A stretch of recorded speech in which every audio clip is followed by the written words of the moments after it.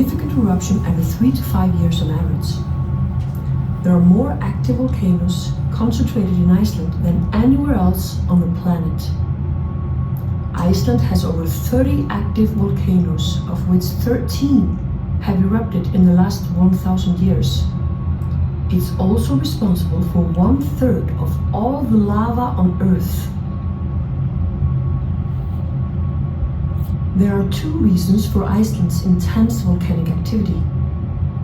Firstly, the island is located on top of the mid-Atlantic ridge, split by two tectonic plates that are steadily moving away from each other about 2 centimeters per year. It's the only place on Earth where this is exposed and visible above sea level. Iceland is located over a so-called hotspot, meaning that underneath Iceland is a powerful mantle plume that continuously pushes magma towards the surface. As you probably know, this lovely town is called Vík and is located in the heart of Katla Geopark, the first official UNESCO geopark in Iceland. Katla Geopark consists of 4 volcano systems and holds the 2 most active volcano systems in Iceland: Tindfjallajökull, Grímsvötn, Katla, and Eyjafjallajökull.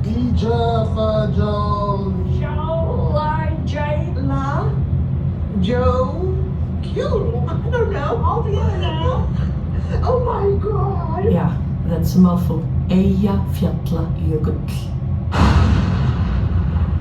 All 4 volcanoes are mostly covered by glaciers, and whenever glaciers and volcanoes meet, eruptions usually result in massive floods that destroy everything in their paths. Tindfjallajökull is the oldest and most mature volcanic system in Katla Geopark. It's located 55 kilometers from Vík and has not erupted since the settlement of Iceland. Grímsvötn is the most active volcano in Iceland and is believed to have erupted at least 60 times since the settlement. It is located below the northwestern part of Vatnajökull, the largest glacier in Europe. It last erupted in 2011, which was the biggest eruption in 140 years. Grímsvötn is also the mother to the Laki eruption in 1783 to 84, the deadliest volcanic eruption in historic time, killing over 2 million people worldwide. The Laki eruption, which is a 25-kilometer-long fissure with 130 craters, lasted for 8 months and poured out an estimated 42 billion tons of lava. That is equal to the weight of 50,000 Golden Gate bridges. The lava field covers an area of 565 square kilometers, which is almost 7 times the size of Manhattan. The Laki eruption caused a global drop in temperatures by 2 to 3 degrees Celsius. In Iceland, the consequences were catastrophic. 25% of Iceland's human population died, and over 75% of Iceland's livestock. Iceland wasn't the only country affected, and many believe that the fundamental reason for the French Revolution was because of the Laki eruption.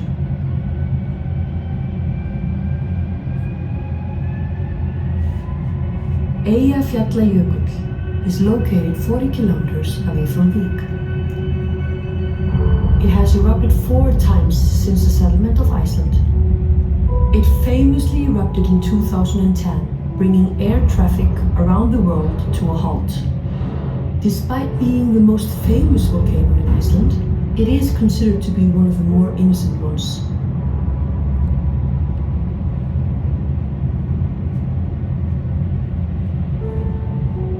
Katla, located 25 kilometers north of Vík.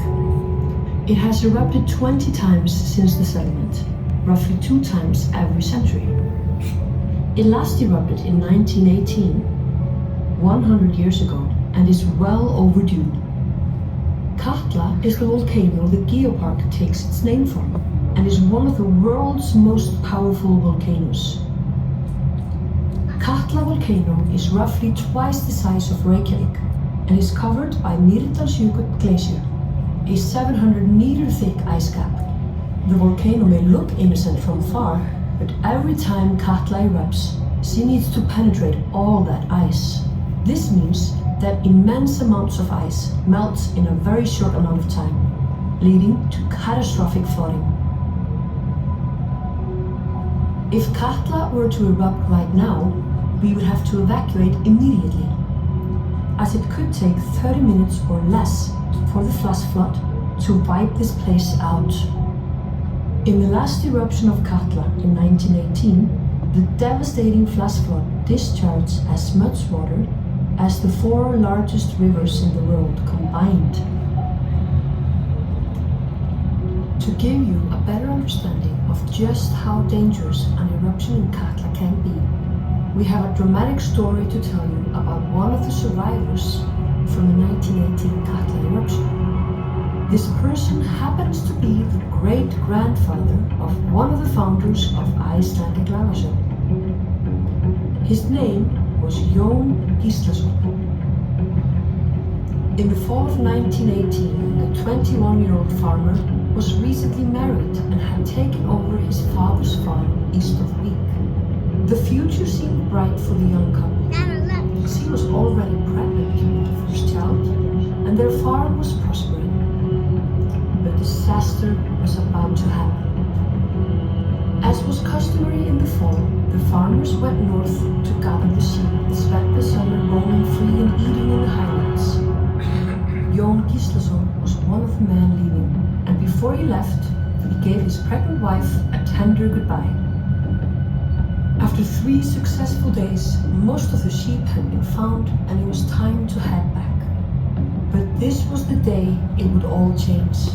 October 12, 1918. It was a beautiful day. The sun was shining, and during the afternoon stop, Jón Gíslason decided to stretch his legs and run up the nearest hill. When he reached the top, he heard a distant sound, a strange rumbling that he didn't recognize. He looked to the north, and what he saw made his blood freeze in his veins. Katla was erupting, and a flash flood filled with massive icebergs was coming, threatening to crush them alive. For a moment, he stood there frozen in place, absolutely terrified. Then the adrenaline kicked in, and the only thing he managed to do before sprinting down the hill was to scream a single word to his fellow travelers at the top of his lungs. Katla. They had no time to spare. Without as much as a second thought, they jumped onto their horses and urged them on as fast as they could go, leaving the sheep behind. The aim was set south towards their homes.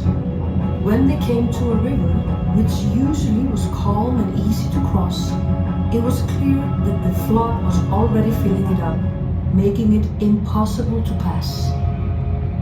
They changed direction in a hurry and headed towards a nearby hill a few kilometers away.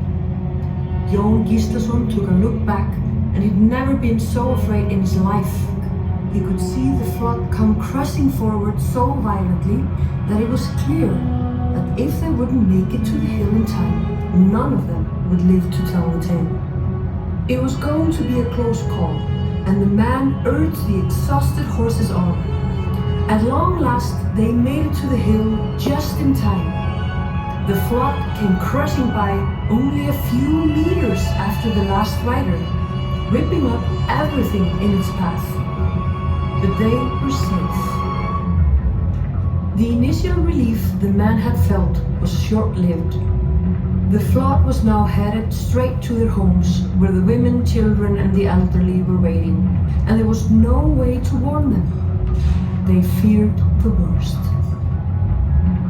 The whole night they sat there cold and hungry, asphalt pouring down like black rain, and brought with it a terrifying lightning storm. At long last, day broke, and the asphalt slowed down a bit. They now saw that the whole area, which had been green and lush before the flood, was now nothing but a black desert, covered in mud and icebergs as far as they could see. With worried minds, they set out on the difficult journey back home. As they got closer, they saw nothing but destruction. Farm after farm was covered in mud, and it was clear that the flood had been devastating to the whole area. Jón Gíslason was desperate to get home, but at the same time, he feared the worst. He finally reached home and was ecstatic to find his pregnant wife and everyone else safe and sound. Shortly after, his wife gave birth to the first child. If it wasn't for that great escape, we wouldn't be sitting here now, listening to this remarkable tale. And that's because I would never have been born, basically. So safety glasses on, and now you will feel the heat of real molten lava and see how incredibly bright it is.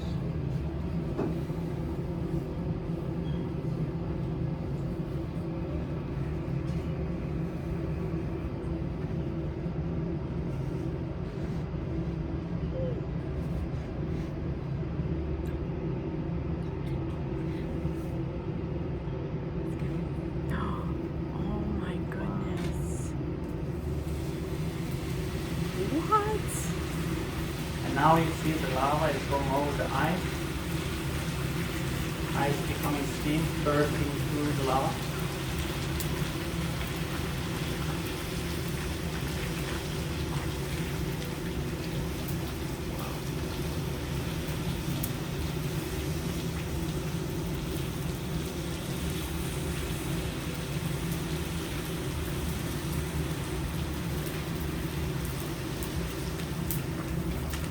You probably heard about hellish here.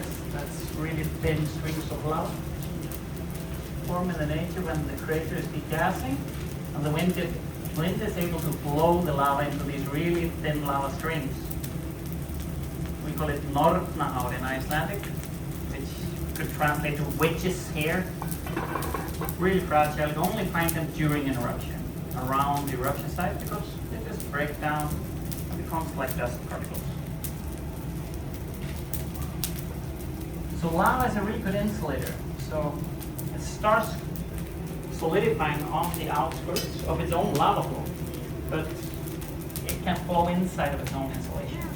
That's how lava is able to travel long distances in nature. It starts building shells of insulated, solidified lava layers on the edges, but then just flows inside of its own insulation. Lava loses only 1 degree Celsius every 1,000 meters. It travels inside of its own shell. You see it starting here, almost stopped. Here it's stopped. So when it's flowing inside, it loses 1 degree every 1,000 meters. But if it's flowing under open air, like here, it loses around 100 degrees Celsius every 1,000 meters. And so that explains a little bit really well how lava tunnels are formed. You see, it stopped blowing here. It has solidified a layer here.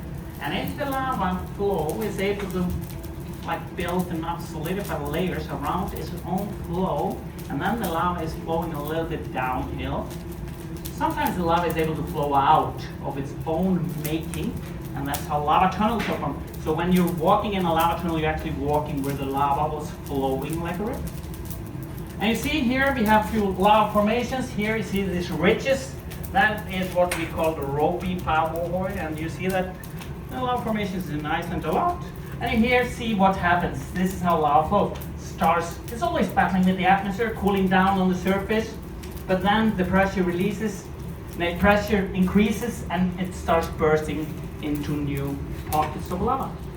You still see the lava still is coming totally molten here, but here it's solidified, but it's still flowing here. Now it's just flowing inside. I have an extra piece of ice. Do you want to see what happens if I put it on lava? Yes. So when lava cools down fast, it is not able to crystallize. And crystallized lava is the lava rock. So the stone like this, that is when lava is able to crystallize. So the molecules are able to structure, the lava is able to form crystal, and then it becomes stone. But when lava cools down fast, it's not able to do that. It just becomes volcanic glass. It just becomes what it's mostly made out of. And basalt is mostly made of silica. So it's bound together by silica, so it becomes volcanic glass. So you probably heard of volcanic glass. Obsidian, for example, is the most famous volcanic glass. So when I put the ice on the lava, you can see the lava start becoming really black and shiny, and if you're lucky, you're going to see it start rising a little bit. So come on, lava, rise for me. See? Woo!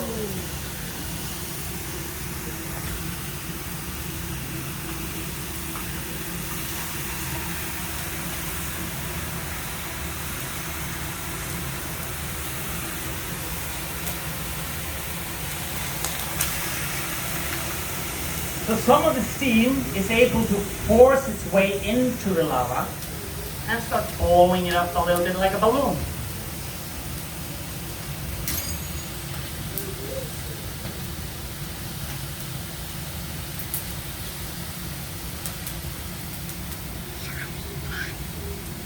And see how black and shiny the lava is.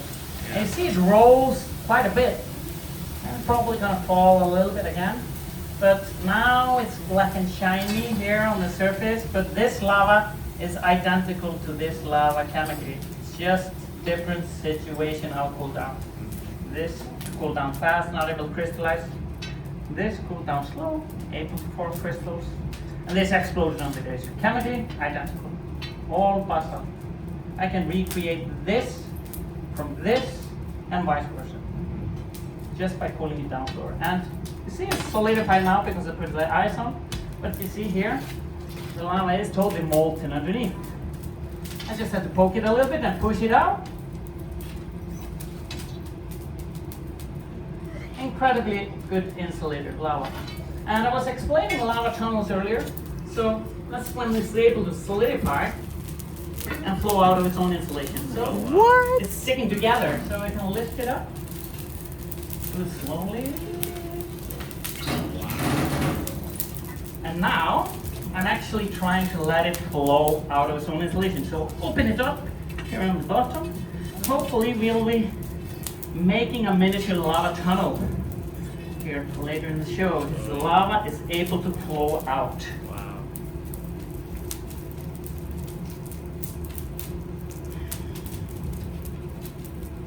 So it's coming slowly but surely. Anyone want to touch? No. So you want to know a fun fact about lava? Yes. So lava is molten rock, really, really dense. And people get probably a little bit confused because they watch movies and see people falling into lava. And they sink really dramatically in the movies. Yeah. Like in Lord of the Rings, like Gollum falls in the crater, like, that would never happen in real life. That is so scientifically inaccurate. So we cannot sink in lava, not possible. So what would really happen to Gollum is like on the surface. Huh? Can we go out? Yeah. I'm afraid of. It's afraid. No worries. Yeah. We cannot touch this maybe. Huh? This is too hot maybe, no? And if we get this. No. Just I'm standing here. No worries. No worries. Thank you for coming. Sorry, I scared your kids. So, like I said, what really happened to Gollum? He's like, surface, fire, ashes. It's done. It's never gonna sink. You can actually walk on molten lava if you ignore the heat completely, and don't recommend it at all.